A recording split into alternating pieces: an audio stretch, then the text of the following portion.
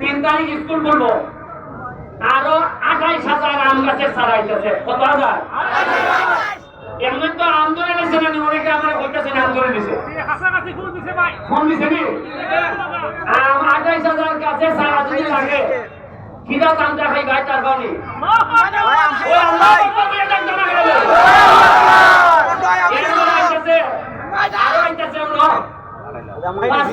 Football আইতেছে, কয় লাখ টাকা?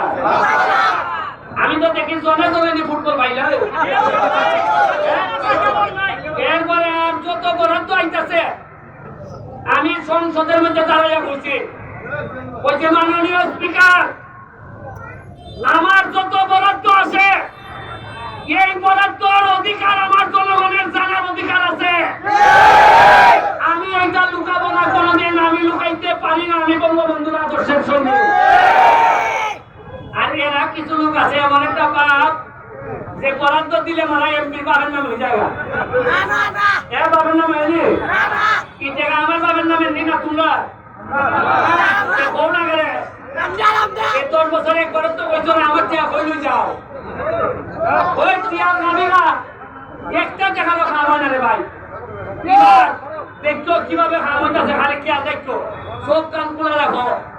তোমার ভাগ্য অন্য কেউ বদলাই দিত না, প্রত্যেক দিন অনেক যে আমার মেরে নিব। যদি মাইলা হয়ে যায়, মাইলা যদি রাত সুনাগার বাদক করে আমার ঘরে শুনতো কেমনে?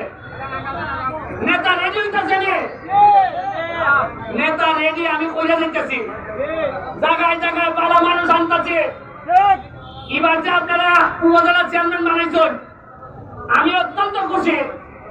হয়তো আমার দলের নাও নেই, তারপরে আপনারা কথা রাখছেন, বলছেন যে যারে ভালো মনে হয় ভালো মানুষ তাহলে আপনারা ভাইস চেয়ারম্যান বানাইছেন। এই প্রথম চা বাগানের একটা মেয়ের আপনারা ভাইস চেয়ারম্যান বানাইছেন প্রায় ৭৬,০০০ ভোট বেশি দিয়া। না মানছে কেউ কইছে যে না চা বাগানের ভোট দিতাম না, সুনাগানের মানুষ প্রমাণ করছে। যোগ্যতা থাকলে ভালো মানুষ থাকলে যে কোনো কারণে আমরা নেতা বানাইতাম পারবো।